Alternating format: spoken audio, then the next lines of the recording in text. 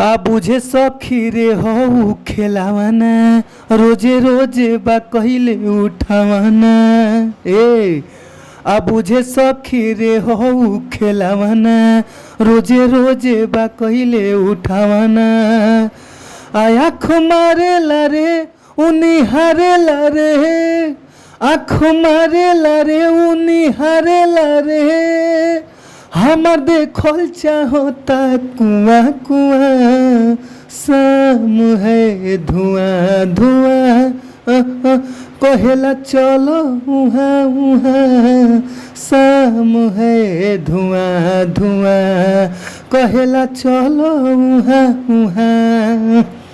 तो जी भैया आप सब कैसन बनी जाइए भैया, और हमरा पूरा विश्वास रहेला, मन में हुलास रहेला कि आप लोग मस्त हो खब जा, खुश हो खब जा, स्वस्थ हो खब जा, तंदुरुस्त हो खब जा।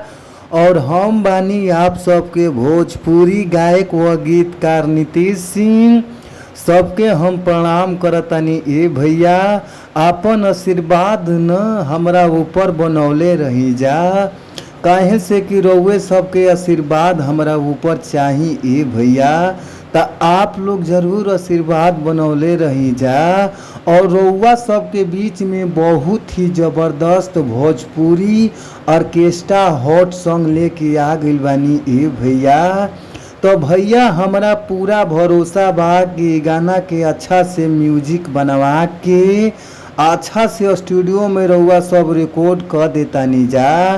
तो हमरा पूरा भरोसा बा ये भैया कि गाना जरूर बाजी। जी भैया रउआ सब अच्छा गावतानी जा, अच्छा बजावतानी जा, फिर भी रउआ सबके अच्छा अच्छा मेटर गाना नइखे मिल पावते भैया।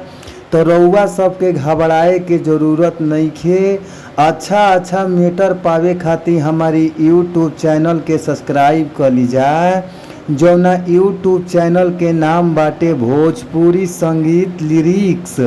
तो आप लोग न भैया हमारी यूट्यूब चैनल के सब्सक्राइब करके घंटी के बेल आइकन जरूरे दबा लीजा, काहे से कि घंटी के बेल आइकन रउआ सब दबा ले जाना तो कोनो भी वीडियो गाना इस चैनल के माध्यम से छोड़ा तानी तो सबसे पहले नोटिफिकेशन रउआ सबके सामने पहुंच जाई ना भैया। तो आप लोग हमारे चैनल के ज़रूर सब्सक्राइब कर लीजा।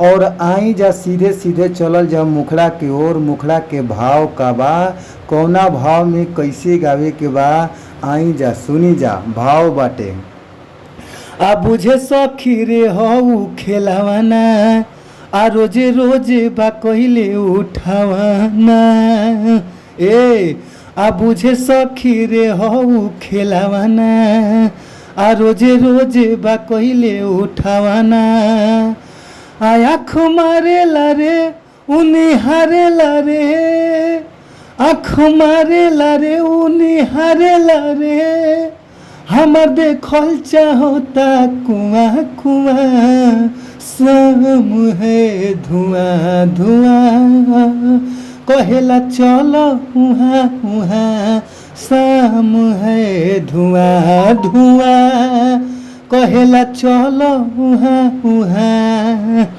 तो जी भैया रउआ अगर मेटर मस्त लागता रउआ सबके तो फुल सॉन्ग लेवे खातिर स्क्रीन पर नंबर बा, नंबर नोट कर लीजा 98 350 77 203। एक बार और नंबरवा के नोट कर लीजिए भैया 98 350 77 203। आप लोग ज़रूर कॉल करी। कॉल कैला पर बहुत ही कम से कम चार्ज में रउआ सबकी गाना मिल जाई। तो आप लोग ज़रूर कॉल करी।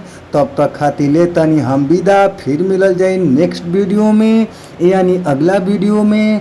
बाय बाय, सो मच, धन्यवाद।